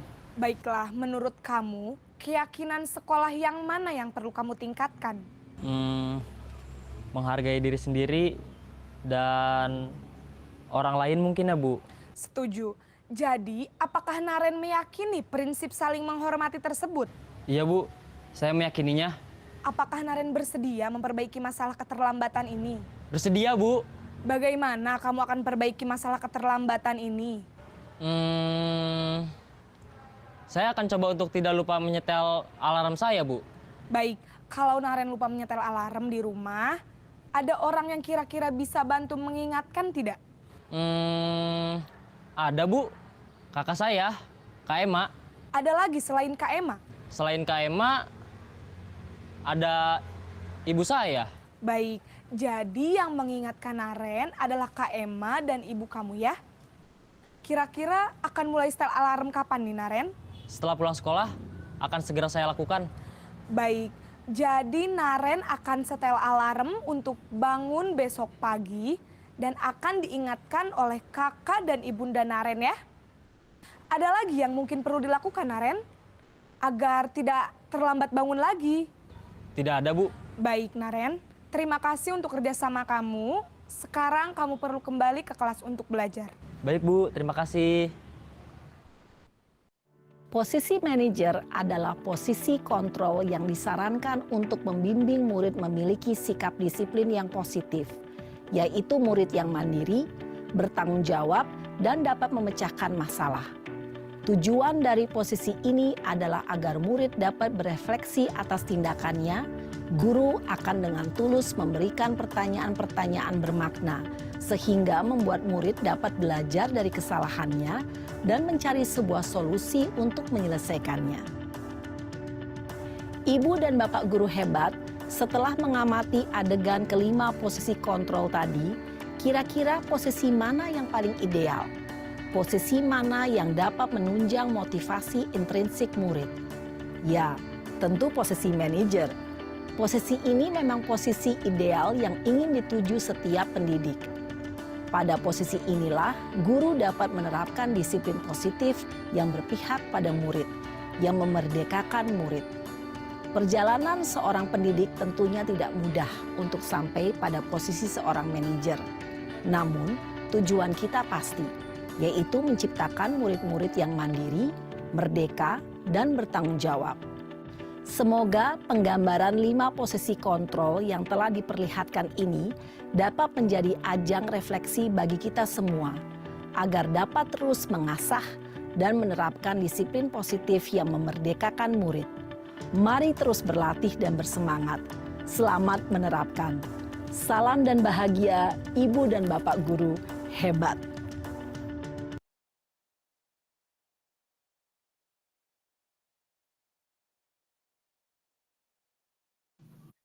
Nah, baik Bapak Ibu Guru.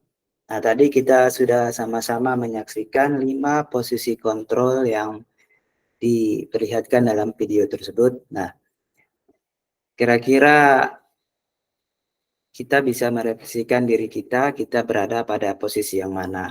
Tapi tujuannya adalah kita berharap berada pada posisi manajer. Kalau setidaknya tidak bisa posisi manajer, kita setidaknya bisa berada pada posisi pemantau. Nah, baik Bapak dan Ibu Guru, selanjutnya kita masuk pada konsep inti yang terakhir adalah segitiga restitusi. Nah, segitiga restitusi ini ada 3 langkah. Yang pertama adalah menstabilkan identitas. Nah, yang kedua adalah validasi tindakan yang salah. Kemudian langkah yang ketiga adalah menanyakan keyakinan. Nah, untuk lebih jelasnya mari kita lihat contoh video berikut.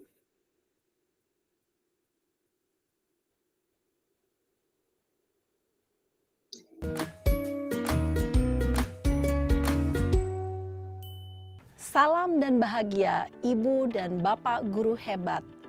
Pada video kali ini kita akan membahas tentang salah satu program disiplin positif yang diterapkan di lingkungan sekolah yang dikenal dengan nama restitusi.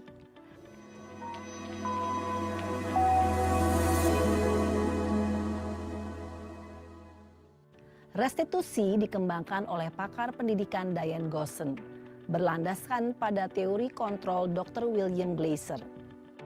Segitiga restitusi adalah suatu proses dialog yang dijalankan oleh guru atau orang tua agar dapat menghasilkan murid yang mandiri dan bertanggung jawab.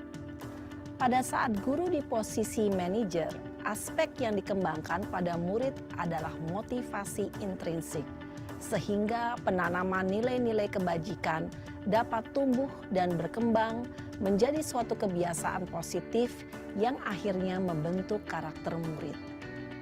Proses dialog ini terdiri dari 3 langkah yang digambarkan pada ketiga sisi pada segitiga restitusi. Sisi pertama adalah menstabilkan identitas.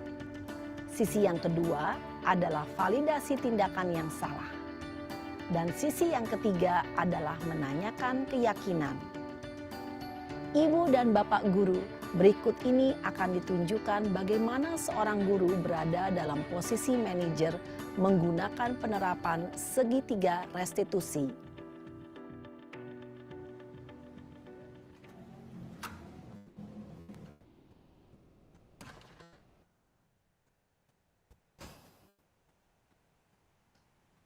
Siang, Sarah. Siang, Pak.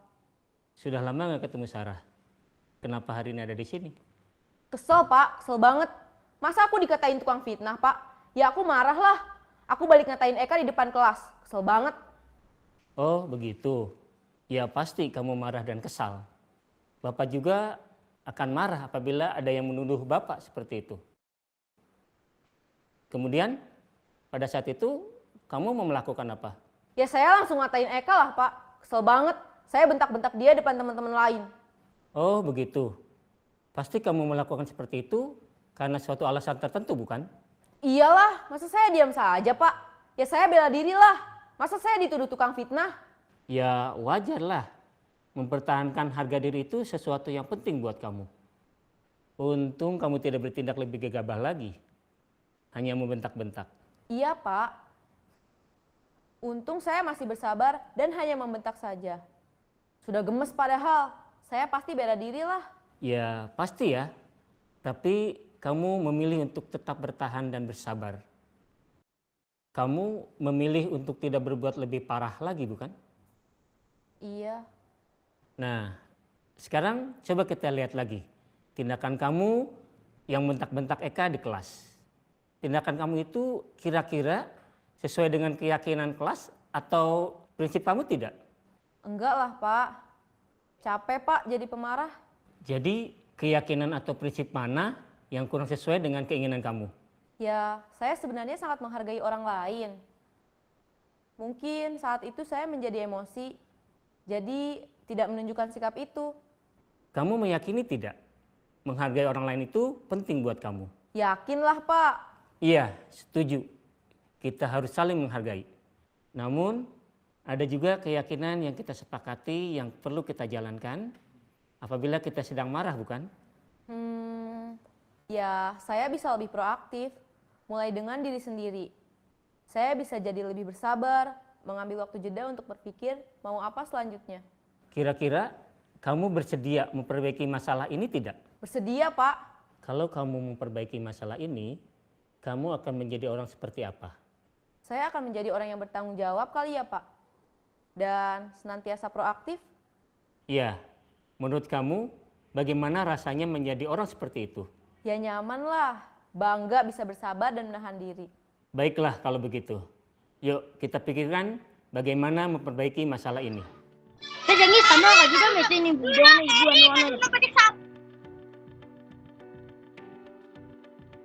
Ibu dan Bapak guru hebat.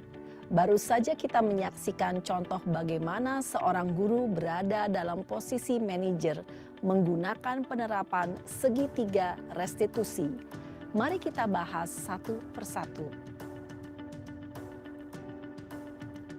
Pada sisi pertama, menstabilkan identitas berdasarkan pada prinsip bahwa membuat kesalahan adalah bagian dari proses pembelajaran.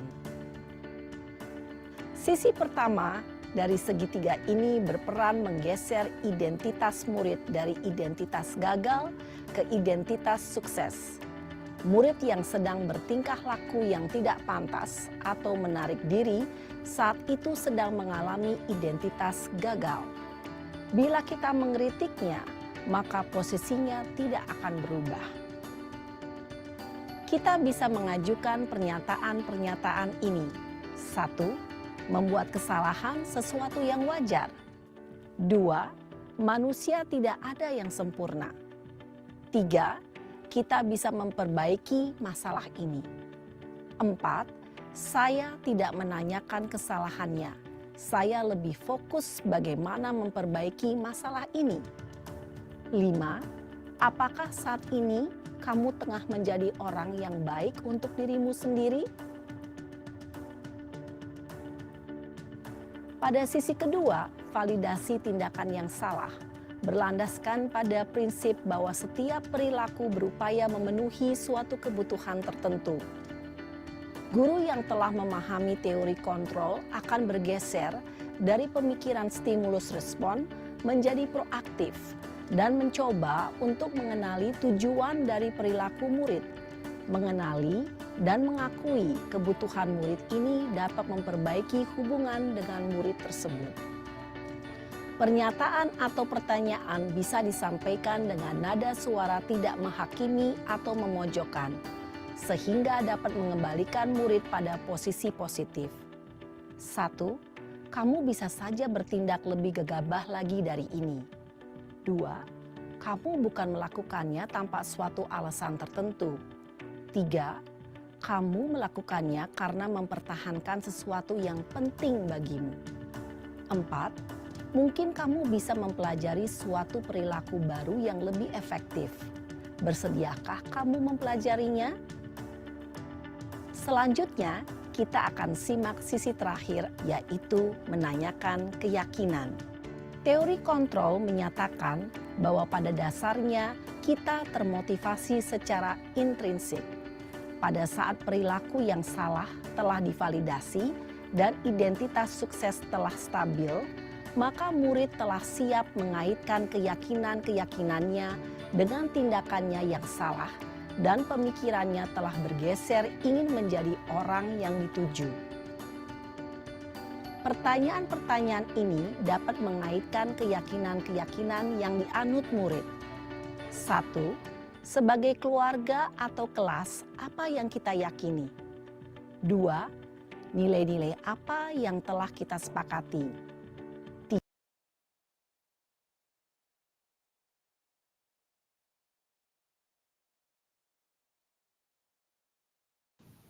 Nah, baik Bapak Ibu Guru, tadi kita sudah sama-sama melihat penerapan segitiga restitusi pada video yang kita saksikan bersama-sama.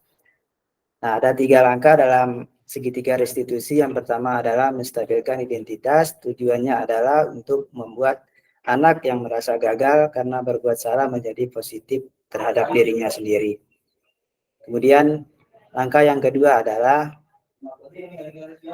validasi kesalahan yang salah atau validasi kebutuhan. Tujuannya adalah membantu murid mengenali kebutuhan dasar yang ingin dipenuhi ketika melakukan kesalahan. Nah, pada dasarnya setiap tindakan manusia tujuannya adalah memenuhi 5 kebutuhan dasar tadi, yaitu power, freedom, love and belonging, fun, dan survival.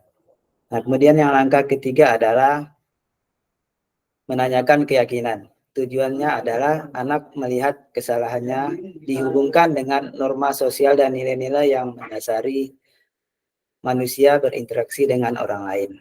Nah, di sini ada intervensi 30 detik. Nah, intervensi ini bisa membantu murid kembali ke tujuan semula dengan cukup singkat dan dengan cara non-konstruktif. Nah, pertanyaan-pertanyaannya bisa berupa, apakah kamu ingin berbuat lebih baik? Apakah saat ini kamu sedang menjadi orang yang sedang kamu inginkan? Dan seterusnya, Bapak Ibu Guru. Nah, kemudian, kita sudah sampai kepada sesi refleksi, Bapak Ibu Guru.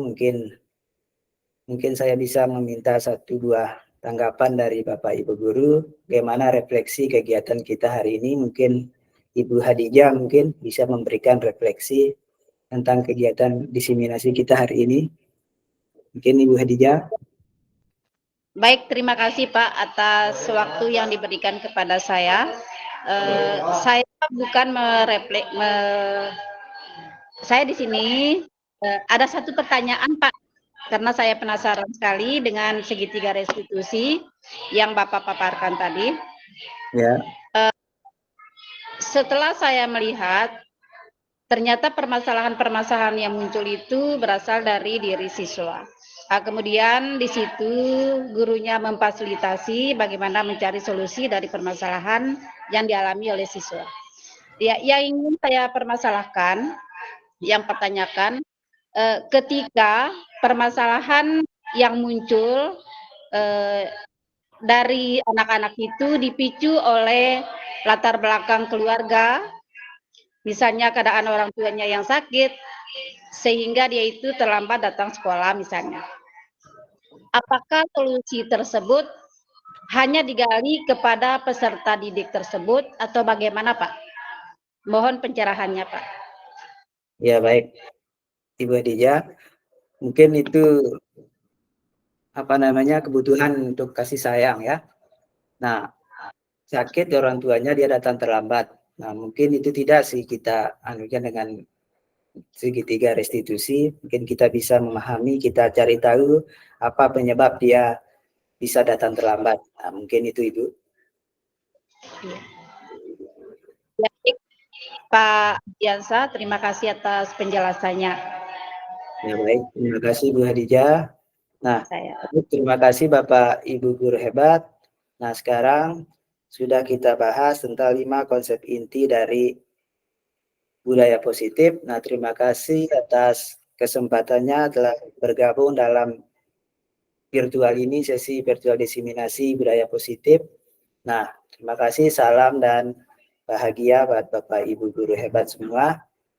Nah, mungkin di lain waktu kita bisa bertemu lagi. Nah, terima kasih. Wassalamualaikum warahmatullahi wabarakatuh. Waalaikumsalam warahmatullahi wabarakatuh. Foto bersama ke Pak Ardiansa. Boleh. Mungkin ya, kita bisa. Mantap. Terima kasih Pak Ardiansa sudah berbagi ilmu. Ya. Halo Ibu Srianti, di mana sekolahnya? Halo Ibu Lisma, pakai baju jilbab merah. Kameranya semua Ibu Guru. Nyalakan kamera Ibu Lisma, pakai jilbab merah, pakai kacamata. Wow. Di mana ada jadi guru Ibu Lisma? Ibu Lisma? Ya. Kayak Ibu Farida, Ibu Lisma itu. Kenapa Pak Ide? Kayak Ibu Farida, Ibu Lisma mirip. Hidup guru